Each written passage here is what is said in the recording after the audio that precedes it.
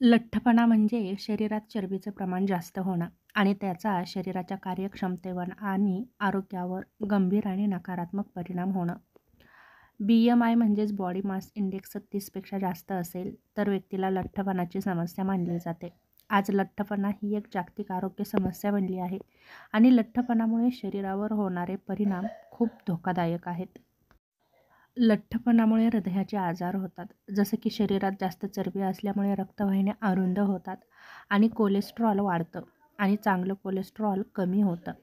हृदयाला पुरेसा रक्तपुरवठा होत नाही, त्यामुळे हृदयविकाराचा झटका येतो, BP वाढतो, स्ट्रोक येण्याचा धोका खूप वाढतो. दुसरं महत्त्वाचं म्हणजे डायबिटीज. चरबी वाढल्यामुळे शरीरातील इन्सुलिनची क्रिया कमजोर होते आणि शरीरातील शुगर कंट्रोल होत नाही आणि रक्तातील साखर वाढते आणि व्यक्तीला डायबिटीज होतो आणि डायबिटीजमुळे किडनी, डोळे, नसा आणि हृदय यांचे आजार होतात. त्याचप्रमाणे कॅन्सरचा धोकाही वाढतो. लठ्ठ महिलांमध्ये आणि पुरुषांमध्ये अनेक प्रकारच्या कॅन्सरचं प्रमाण वाढताना दिसते, जसं की स्तनाचा कॅन्सर, गर्भाशयाचा कॅन्सर, अंडाशयाचा cancer, colon cancer, kidney, liver, पॅनक्रियाचा कॅन्सर. त्याचप्रमाणे चरबीमधून होणारे हार्मोनल बदल आणि त्यामुळे होणारे कॅन्सर. त्याचप्रमाणे श्वसनाचे त्रास आणि झोपेमध्ये अडथळाही येतो. लठ्ठ लोकांना श्वास घ्यायला त्रास होतो, दम लागतो, त्यामुळे थकवाही जाणवतो आणि फुफ्फुसांवर दाबही येतो. झोपताना श्वास अडकणं, ज्यामुळे रात्री झोप योग्य होत नाही आणि त्यामुळे दिवसभर थकवा जाणवतो.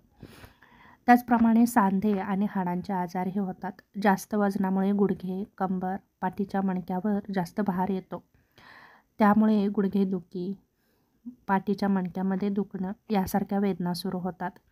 चालणं अवघड होतं, हालचाली कमी होतात आणि लिव्हरचे आजारही होतात. चरबी लिव्हरमध्ये साठते, त्यामुळे पुढे जाऊन लिव्हर सिरोसिस होण्याचा धोकाही वाढतो. त्याचप्रमाणे हार्मोन्सच्या असंतुलनामुळे महिलांमध्ये मासिक पाळी अनियमित होते.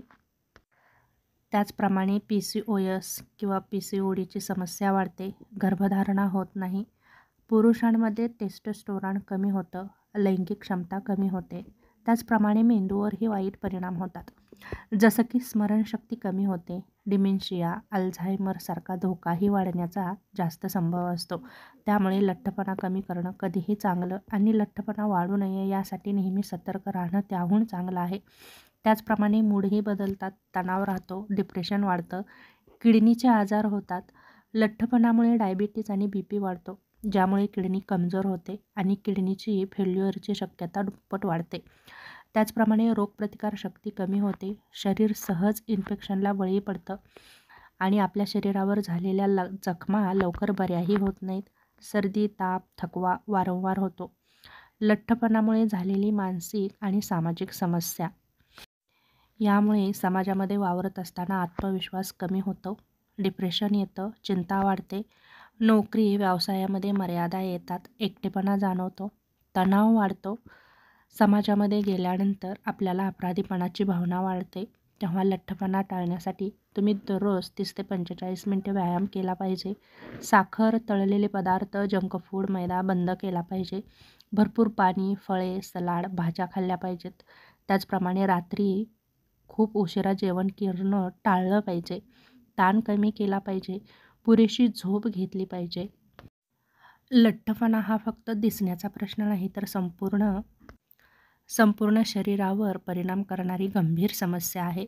तेव्हा वेळेत वजन नियंत्रणात आणणं हे आयुष्य लांब आणि निरोगी ठेवण्याचं महत्त्वाचं पाऊल आहे. तेव्हा वजन वाढू नये यासाठी काळजी घेतलेली खूप चांगली. यासाठी योग्य ते आहाराचं, व्यायामाचं आणि दिनक्रमाचं जर तुम्ही नियोजन केलं तर नक्कीच तुम्हाला लठ्ठपणाची समस्या जाणवणार नाही.